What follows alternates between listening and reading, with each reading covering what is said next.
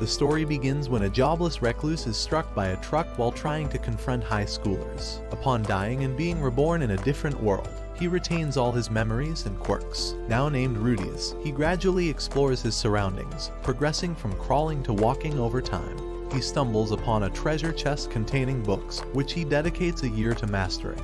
The books serve as a manual for magic. Rudius, often called Rudius by his family, delves into magic and effortlessly conjures a basic spell without the need for incantations. Encouraged, he refines his incantation-less magic, ultimately unleashing an intermediate spell that shatters his room's window. Ben and Madeline investigate, discovering Rudius's exceptional aptitude.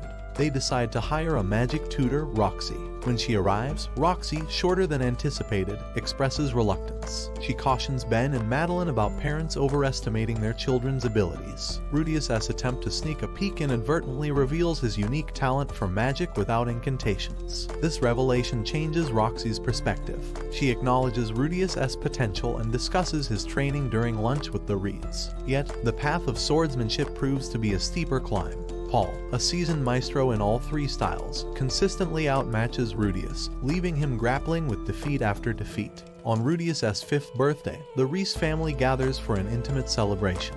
Paul bestows upon him a sword, a gift embodying a legacy of skill. Zenith presents a tome, a repository of wisdom. And then there is Roxy, who offers a wand, a symbol of culmination. She speaks of it as Rudius's final lesson, a key to unlocking his true potential. The next day, Roxy gently prods Rudius to step beyond his comfort zone for a conclusive demonstration. It is a daunting prospect for Rudius, haunted by echoes of past challenges. Yet, with Roxy's unwavering support and motivational words, he musters the courage to venture forth. Out in the field, Roxy summons a tempest with a spell of sacred class potency, unleashing a thunderstorm that echoes her mastery. Inspired, Rudius grasps his new wand, channeling energies that not only replicate but surpass Roxy's breathtaking display. A swell of pride courses through Roxy, and she proclaims him a graduate, firmly believing that she has taught him all she could. The parting that follows is an emotional affair, a bittersweet farewell as Roxy departs from the household, leaving Rudius with a treasury of knowledge and newfound confidence. Later, Rudius discovers that Roxy left a box with her personal belongings, including her underwear. He decides to keep this box as a special memento. With Roxy's help, Rudius gradually overcomes his fear of going outside and enjoys touching the grass. One day, Rudius encounters a group of boys who are mistreating a sad elf. This reminds Rudius of his own past suffering, so he decides to help.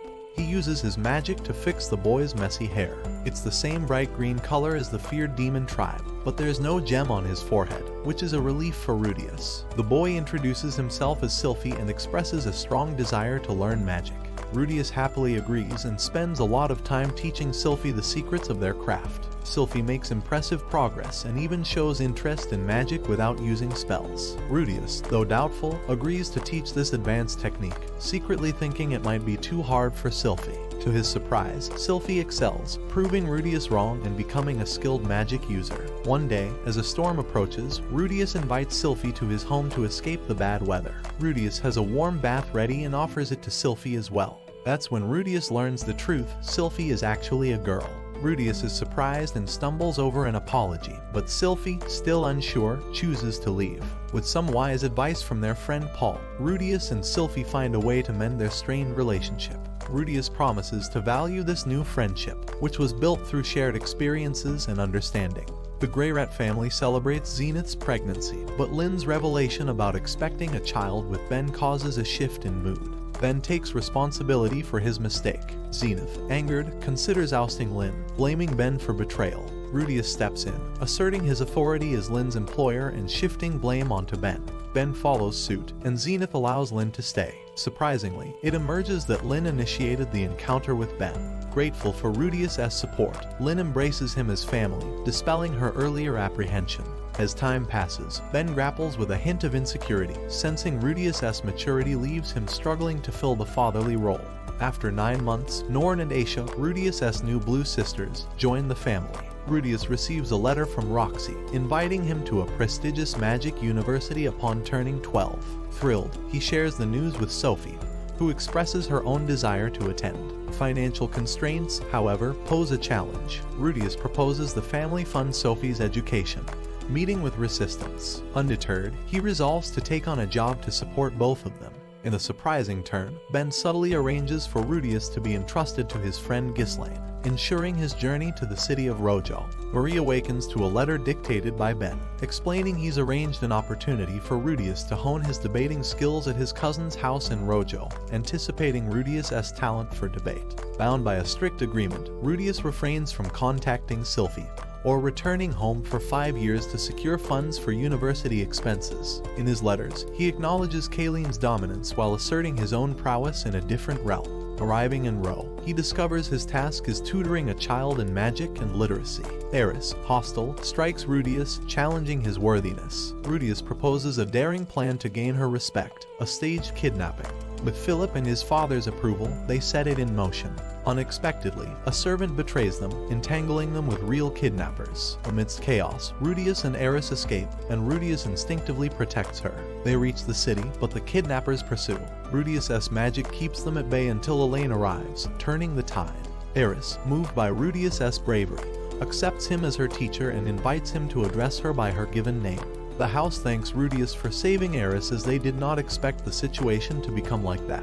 He also tells him not to tell anyone else about his connections to the Grey Wrath family, or he may be targeted again.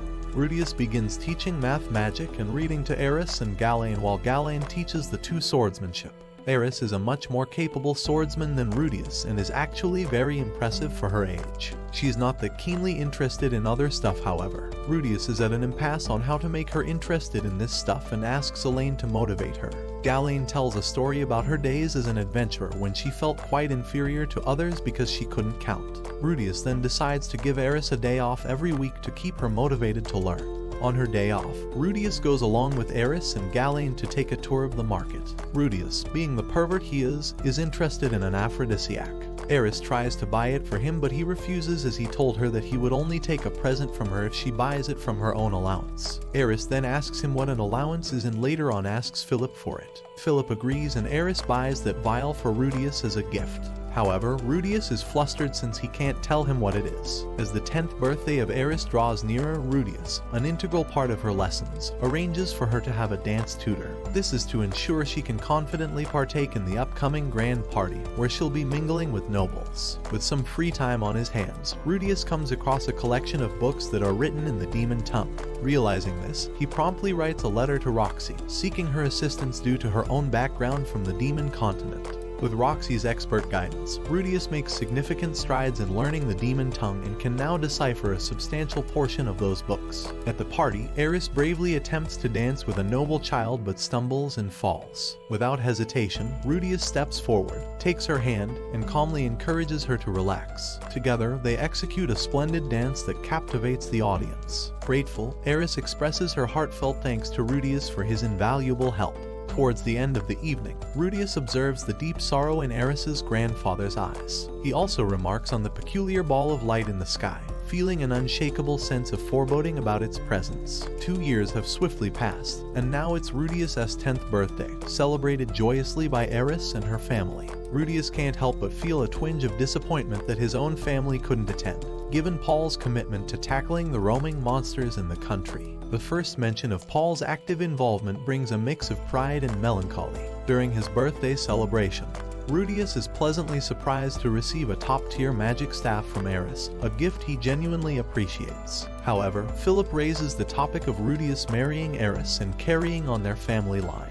Though inwardly conflicted, Rudius ultimately declines the offer, knowing that it's what he truly desires. The following day, an ominous dark cloud looms over the continent.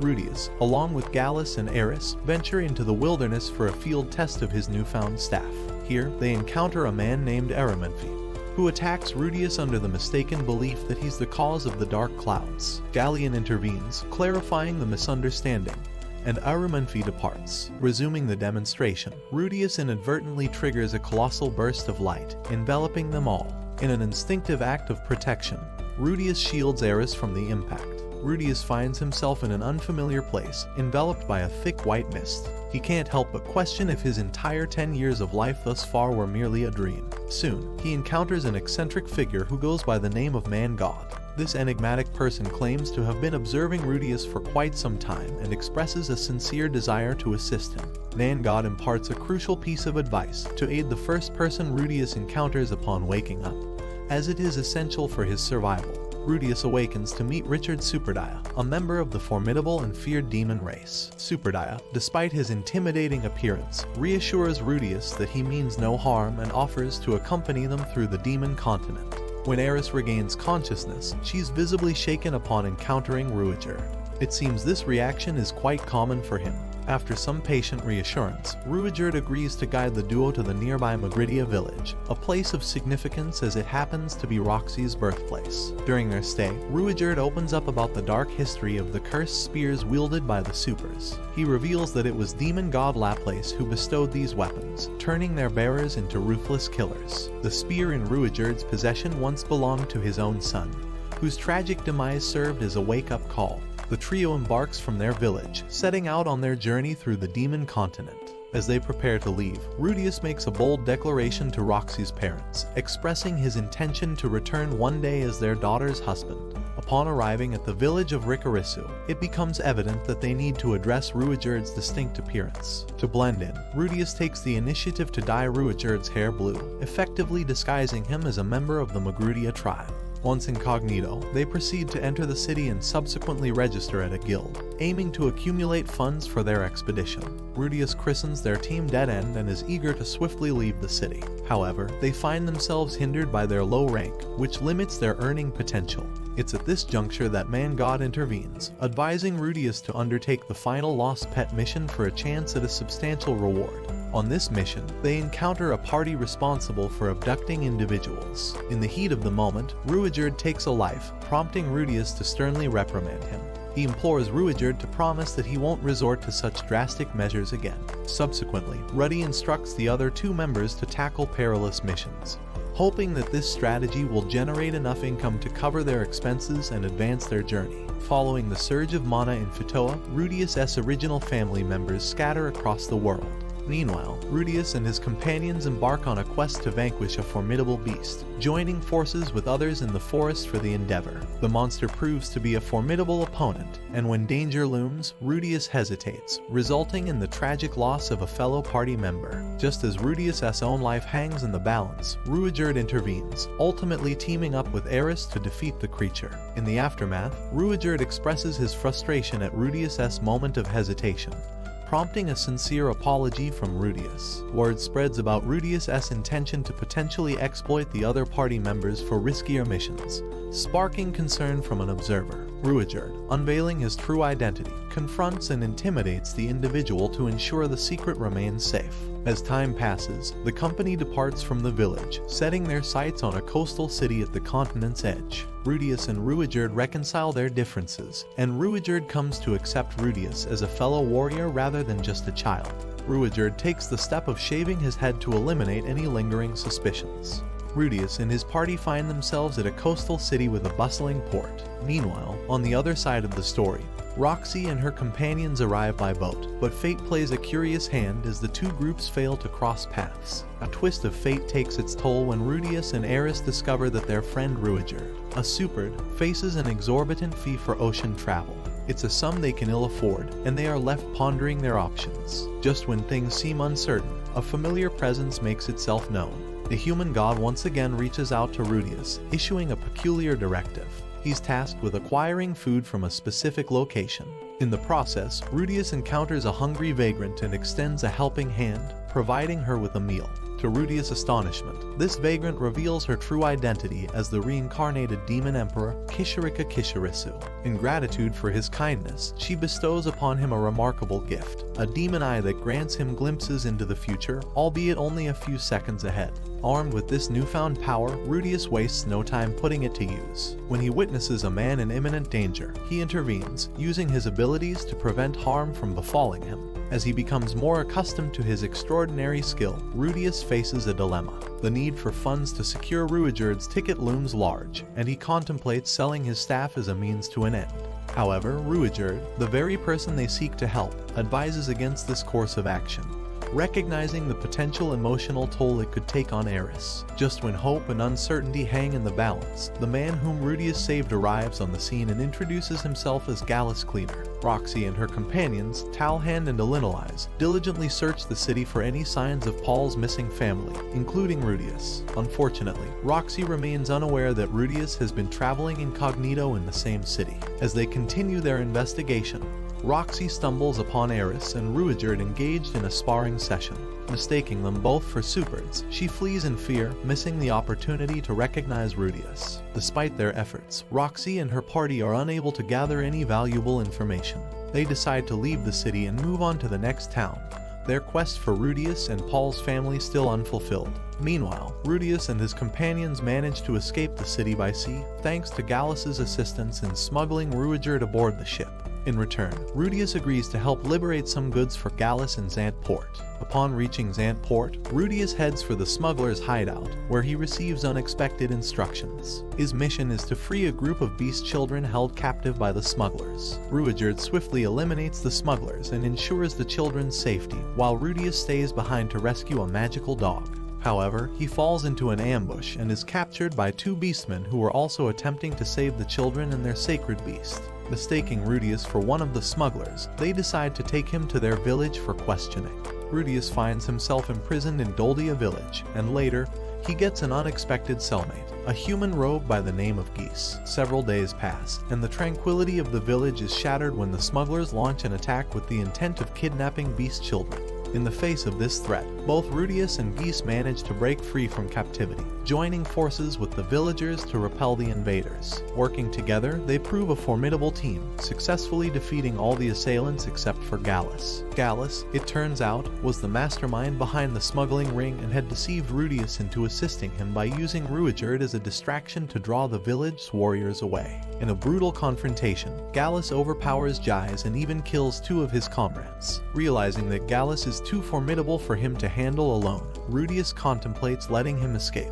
However, at a crucial moment, the sacred beast arrives to lend a helping hand, and together, all parties unite to defeat Gallus. After the battle, Rudius is joyfully reunited with Eris and Reincarnated. They explain that their delay was due to assisting the Doldians in eliminating the remainder of the smuggling ring. The villagers, once skeptical of Rudius, offer their apologies for the wrongful accusations and express their gratitude for his assistance. Meanwhile, back in Fatoa, Eris's grandfather faces severe consequences for the events in the city following the Mana Surge. He is blamed, stripped of his position, and ultimately executed at the king's decree. As the rainy season sets in, Rudius and his companions find themselves stranded in Doldia village for the next 3 long months. During this extended stay, Eris forms bonds with some of the beast children, including Tona, who happens to be the daughter of Gies, the village's most skilled warrior. However, when Ghislaine's name is mentioned, it triggers a strong negative reaction from Gies. He reveals that Ghislaine is his younger sister, who left the village many years ago, earning the label of a traitor for refusing to become a guardian of the village. This revelation piques Tona's curiosity, and she expresses a keen interest in learning sword fighting. Eris gladly takes on the role of her instructor. 3 months later, with the rains finally subsiding, Rudius and his party prepare to bid farewell to Doldia village. However, Tona is deeply reluctant to see Eris leave and ends up having a falling out with her over their impending departure. Gies intervenes, sharing a personal revelation with Tona. He discloses that Ghislaine was once a rebellious youth, and the village allowed her to be taken away by an adventurer to be rid of her. He expresses regret for not making more effort to understand her back then. This heartfelt confession prompts Tona to apologize to Eris, mending their friendship. With their bonds stronger than ever, Rudius and his companions set off for the holy country of Milis, with Geese hitching a ride alongside them. The party finally arrives in the big city of Milis, Milisham. Geese decides it's time to go his own way, leaving the group behind. Rudius thinks it's a perfect day to take a break and enjoy themselves. But then, Rudius spots something strange, what seems to be a kidnapping. Concerned for the victim, he decides to discreetly follow the kidnappers. Eventually, Rudius confronts the kidnappers, only to discover that their leader is none other than Paul. Paul spills the beans, explaining how their hometown got messed up by a teleportation disaster. He and his buddies have been on a mission for the last year and a half to find all the missing folks and their families. During their conversation, Paul asks Rudius why he never bothered to send a letter back home or think about the other folks hit by the disaster. Rudius doesn't have a good answer, and they end up having a big fight. Norn steps in to stop the brawl, but it's clear that Paul's crew is looking down on Rudius. This brings up bad memories from Rudius's past life when he was treated like an outcast. Overwhelmed, he decides to make a run for it. Seeing Rudius all down in the dumps, Eris jumps in to boost his spirits. She tries her best to make him feel better, and Rudius really appreciates her kindness. Ys pays a visit to Paul, revealing that he's actually a member of Paul's party. He encourages Paul to mend things with Rudius, reminding him that Rudius is just a kid after all. Paul is haunted by nightmares, imagining the worst scenarios for what could have happened to Rudius. This terror prompts him to quit drinking. The following day, Rudius and Paul have another encounter. At first, it's pretty awkward, but Rudius soon realizes that Paul misunderstood his intentions from their previous meeting. Paul is actually trying to apologize for his actions. They have a heartfelt conversation, and their friendship is rekindled. During this heart-to-heart, Rudius reveals his plans for the future. After safely escorting Eris home, he intends to search for the rest of his family, even though he knows Eris's family is still missing. After their conversation, Rudius and Paul part ways on good terms. Later, Ys informs Paul that he'll continue the search for the rest of Paul's family, exploring places they haven't checked yet. As Rudius and his group set sail across the sea toward the central continent, Roxy returns to her hometown. There, she has a heartfelt reunion with her parents. However, Roxy still feels like an outsider among her own people because she can't use telepathy to connect with them. At first, she contemplates leaving immediately, but a change of heart comes over her when she realizes just how much her parents missed her. During this touching reunion, Roxy's mother and father share a surprising revelation with her. They tell her that Rudius had visited them 2 years ago, providing reassurance about his safety. Relieved to hear this, Roxy decides to set off with her companions once more, continuing their search for Rudius's family back on the demon continent. Rudius experiences another mysterious encounter with the enigmatic human god, who imparts crucial instructions on how to reunite with Lilia and Aisha. With determination, Rudius heads for the kingdom of Shire. Upon his arrival in Shire, Rudius takes the initiative to send a letter to Roxy, who now works as a teacher within the palace. Meanwhile, Aisha finds herself pursued, and Roxy steps in to rescue her. Following the guidance of the enigmatic human god, Rudius decides not to reveal his true identity to Aisha, causing her to mistakenly believe him to be a pervert, thanks to a pair of panties belonging to Roxy that Lilia had confiscated from him. Soon after, Rudius receives a summons to the palace for an audience with Roxy. However, this turns out to be a trap set by Pax, the 7th Prince of Shire, who is infatuated with Roxy. Pax, holding Lilia hostage, reveals his sinister plan to use Rudius as bait to capture Roxy. While confined in his cell, Rudius finds an unexpected visitor in the form of Zenoba, the 3rd Prince of Shire. Zenoba greatly admires Rudius for his remarkably lifelike sculptures of Roxy and Ruijerd. In fact, he's so impressed that he wants to become Rudius's apprentice. Rudius explains that only Pax, the one responsible for his captivity, has the power to undo the seal on his cell. In a bold move, Zenoba promises to resolve the situation. Meanwhile, Pax's guards conspire to help Ruijerd, Eris, and Aisha sneak into the palace. Their motivation is simple: Pax has their families held hostage, and they strike a deal to secure their loved one's release. Zenoba manages to capture Pax, revealing an astonishing fact about himself. He's a blessed child, born with extraordinary strength, earning him the title of the Decapitator Prince. Under pressure, Zenoba coerces Pax into freeing Rudius. Pax's guards, however, refuse to assist when they learn that their families are safe. Following these events, arrangements are made for Lilia and Aisha to return home. Lilia returns Roxy's confiscated panties to Rudius and gives him a necklace that Sylphiette crafted for his 10th birthday. In return, Rudius offers his forehead protector to Aisha as a keepsake. As Aisha departs, she surprises Rudius by confessing that she knew his true identity all along and apologizes for the earlier misunderstanding.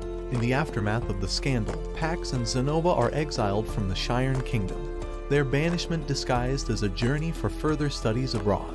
As Rudius, Eris, and Ruijerd continue their journey, they unexpectedly encounter Orsted, the dragon god. Fear grips Eris and Ruijerd, rendering them immobile. But Rudius, undeterred by their warnings, engages in conversation with Orsted. Orsted's curiosity leads him to ask Rudius about the human god. Believing Rudius to be one of the human god's apostles, Orsted launches a sudden attack. Despite Eris and Ruijerd's valiant attempts to shield Rudius, they are easily overpowered by Orsted, and Rudius sustains a mortal wound. As Rudius nears death, he has a surreal encounter with the human god. The enigmatic being reveals that Orsted is burdened by several curses, including one that compels all living beings to fear him irrationally. Strangely, Rudius was immune to this fear. Although the human god's true intentions remain mysterious, Rudius expresses his gratitude for the assistance. Rather than succumbing to death, Rudius inexplicably returns to the world of the living. He learns that Orsted's companion, Nana Hoshi, intervened on his behalf and convinced Orsted to spare his life. The two formidable figures then departed from the scene, leaving Rudius and his companions astonished by the unexpected turn of events. During the night, Rudius confides in Ruijerd about the nature of the human god and the gradual fading of the supered curse that afflicted him. As dawn breaks, the party arrives at the ruins of Rudius's hometown, triggering poignant flashbacks of his early life there. Ruijerd makes a significant announcement, stating that Rudius and Eris have become strong enough to no longer require his protection. With this decision, Ruijerd decides it's time for him to part ways. Rudius and Eris bid farewell to their loyal companion Ruijerd, and they continue their journey toward Roa, which, too, lies in ruins. Here, Eris experiences an emotional reunion with Ghislaine and her faithful servant Alphonse. However, their meeting takes a somber turn when Alphonse reveals a tragic truth. Eris's parents fell victim to the teleportation incident, and her grandfather was executed by the king. Alphonse further explains that another branch of the Greyrat family has proposed a marriage arrangement to ensure the family's lineage continues, a proposition that Ghislaine opposes. Later, Rudius desperately searches for information about Sylphiette's fate, and learns that she was not found dead, but her whereabouts remain elusive. During the night, Eris enters Rudius's tent, and they share an intimate moment. However, the following morning, Rudius awakens to find that Eris had left with Ghislaine to an unknown location, which leaves him distraught and confused. Rudius spirals into a deep depression, haunted by painful flashbacks of his previous life when he endured severe bullying that ultimately turned him into a recluse. Meanwhile, Eris embarks on a solitary journey alongside Ghislaine, driven by her determination to become strong enough to confront Orsted and protect Rudius. On another path, Ruijerd finds himself in the role of a protector once again, rescuing travelers from the clutches of menacing beasts. Despite revealing his true identity as a Superd, he earns their admiration and gratitude. As Rudius's story continues, Zanoba and Geese pursue their separate adventures, cherishing their memories of their time with him. Jais and Toner remain dedicated to their training in Doldia village. Elsewhere, Roxy encounters Kishirika and lends a helping hand in settling her exorbitant bar tab. In return, Kishirika uses her remarkable demon eyes to pinpoint the whereabouts of Rudius's family. She reveals that Aisha and Lilia have found safety with Paul and Nord, while Zenith is located in the labyrinthine city of Rappan on the Bigarit continent. Promptly, Roxy and her party prepare to set off for the Bigarit continent to rescue Zenith. Meanwhile, Rudius, despite his ongoing struggle with depression, has a significant dream about his missing family, reminding him of his duty to find them. With newfound determination, he conquers his inner demons and resolves to continue his journey. In a different part of this complex tale, Sylphiette, who now sports white hair, attempts to persuade an enigmatic group to recruit Rudius into their ranks. The mystery deepens as the story unfolds,